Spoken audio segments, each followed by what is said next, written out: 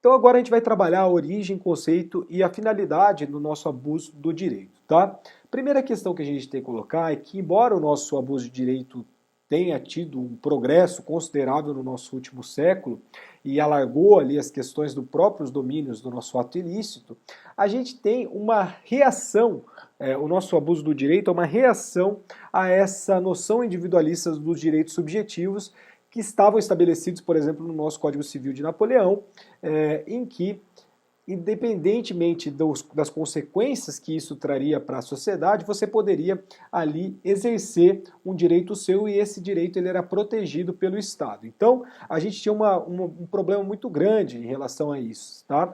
Porque a gente tinha uma disparidade próprio em relação ao Estado, então você imagina que uma pessoa poderia ali ingressar com alguma ação em que trouxesse consequências funestas para toda a sociedade, mas ela tinha o direito de exercer e nada protegia a sociedade no modo geral desse tipo de consequência, tá?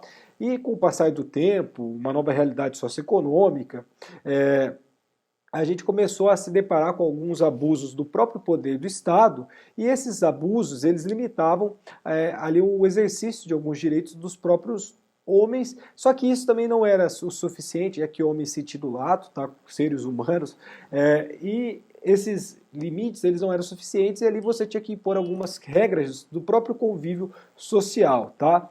Meio contratualista, mas tudo bem.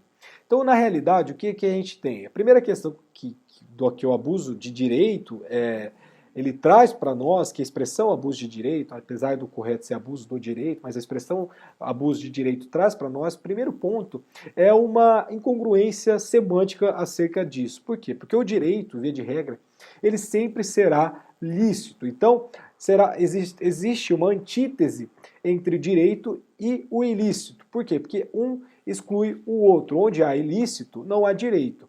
Onde há direito, não há ilicitude. Então, o que pode ser ilícito será, no nosso caso, do abuso do direito, o exercício do direito. Então, é a forma de como você exige ele, ou seja, a forma de sua exigibilidade. Como que você vai exigir um direito seu? Então, o nosso direito, por si só, ele não será ilícito. O que será ilícito? A forma em que você vai exigir esse direito. Então, mais correta a expressão seria abuso no exercício do direito ou exercício abusivo do direito. Numa questão de nomenclatura, vocês sabem aí que a gente é bem chato em relação à nomenclatura, tá? E assim tem que ser, por quê? Porque uma coisa é o direito e outra coisa é o exercício desse direito. Então, considerando do ponto de vista existencial e funcional, o direito subjetivo pode ser desdobrado em dois momentos distintos. Quais seriam esses dois momentos? O primeiro momento seria o da constituição desse direito subjetivo e o segundo momento é do exercício desse direito subjetivo. E o abuso do direito estaria ali com problema nesse segundo momento do nosso exercício de um direito subjetivo, tá? Então, o primeiro, que é a nossa constituição do direito subjetivo propriamente dita, estará vinculada ali à ideia de existência e eficácia desse direito. E vai ter um elemento fundador ali que é um fato gerador de fato jurídico voluntário e lícito, tá? E esse fato jurídico voluntário e lícito, ele será capaz de criar, modificar ou extinguir uma relação jurídica. Então, ser titular de um direito quer dizer nada mais, nada menos do que encontrar-se na posição de sujeito ativo da relação jurídica ali que deu origem a esse direito subjetivo propriamente dito, tá? O nosso segundo momento, que seria o exercício desse direito subjetivo, e o exercício ou execução, induz a ideia de exigibilidade desse direito, consistindo, portanto, na adoção por parte do titular desse direito subjetivo uma conduta ou uma postura destinada a tomar efetivos os efeitos que lhes são próprios, tá? Então, o exercício de um direito é um fato, um acontecimento do mundo exterior, é uma conduta humana propriamente dita e aí daí que surge a observação de que o poder que caracteriza o direito é de natureza abstrata, sendo de natureza concreta o poder inerente ao seu exercício. Então, a gente tem direito subjetivo, no primeiro momento, totalmente abstrato, e o exercício desse direito subjetivo é ali a coisa concreta desse direito. A gente tira lá da nossa metafísica e traz para o plano concreto propriamente exercido, tá?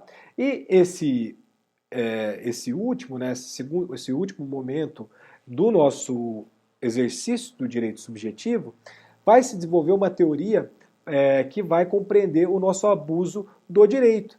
Por quê? Porque a gente precisa partir de que o nosso direito tem sempre uma finalidade, e a finalidade será em razão da qual a nossa norma jurídica e por que a gente tem que protegê-la. Então, por que, por exemplo, se protege o poder familiar? Então, para que o pai ou a mãe eduque o filho propriamente dito. Então, a gente tem o nosso poder familiar, a evolução do poder pátrio, né, do pátrio poder. Então, a gente tem sempre uma resposta, ou seja, por que a gente protege o poder familiar? Para que o pai, para que a mãe eduque o filho. Então, por que se protege, por exemplo, a nossa livre concorrência lá dentro do nosso artigo 170, acho que inciso 4º da Constituição? Para que as nossas empresas possam servir melhor ao público e obter lucros. E por que se dá ao patrão o direito de admitir e despedir empregados? Para que ele exerça uma escolha de melhores empregados e assim por diante. Então a gente tem, na realidade, essas congruências terminológicas para a gente explicar um pouquinho, primeiro, como que é o direito subjetivo e como seria o exercício desse direito. Então, todas essas situações jurídicas que se conceituam como direito subjetivo são reconhecidas e também protegidas pela norma, tendo em vista essa finalidade que ela tem. Então, a gente pode chamar isso de finalidade econômica e social do direito. Então, todas as vezes que imaginemos, que o titular de um direito, em vez de exercê-lo no sentido dessas finalidades, ou seja, finalidade econômica ou finalidade social, o que a gente tem é o sentido de uma finalidade contrária. Então, quando ele exerce essas finalidades de uma maneira contrária à nossa finalidade social e econômica, etc., a gente contrasta expressamente com a finalidade para a qual o nosso próprio direito foi instituído. Ou seja, a gente tem a instituição do direito para garantir uma finalidade econômica e uma finalidade social, e a gente tem essa finalidade econômica e social dentro do próprio direito. Então, quando uma pessoa, um indivíduo, exerce um direito não observando a finalidade econômica e social desse mesmo direito, por óbvio, ele está cometendo um ato ilícito, e por ele estar cometendo esse ato ilícito, ele terá que ser responsabilizado. Então, a gente tem, dentro desse panorama geral, é que o exercício antissocial do direito, e esse exercício antissocial do direito é que se conceitua como abuso do próprio direito. Então, se o abuso do direito tivesse o sinônimo, seria o exercício antissocial do direito, tá? Porque você tem um padrão social, um padrão teleológico dentro da própria sociedade, em que se você não respeitar, você estará utilizando de uma forma errada, incorreta, e se utilizando de uma forma errada, incorreta, por óbvio, surge uma antijuridicidade, e surgindo essa antijuridicidade, surge o dever de indenizar. Então, o nosso abuso do direito nada mais é do que o exercício antissocial do direito.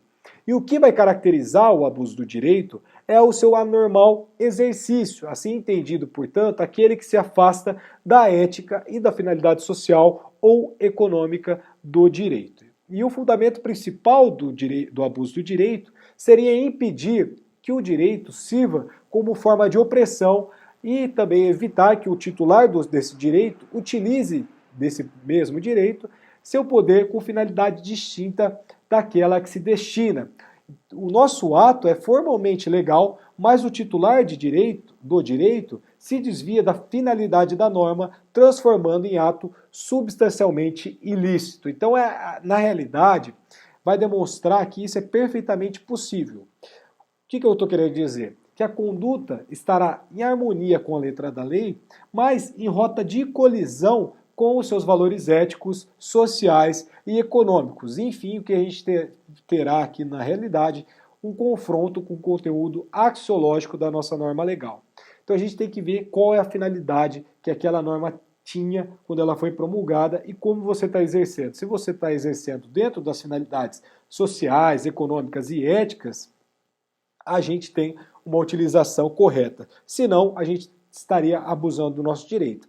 Isso é muito interessante quando a gente trabalha ética, porque a nossa ética ela não tem uma pretensão universal, mas sim uma pretensão dentro de uma comunidade. Então, dentro da nossa comunidade civilista, dentro da nossa promulgação do Código Civil de 2002, a gente tem um padrão ético e não um padrão moral, e aqui tem uma terminologia corretíssima, tá?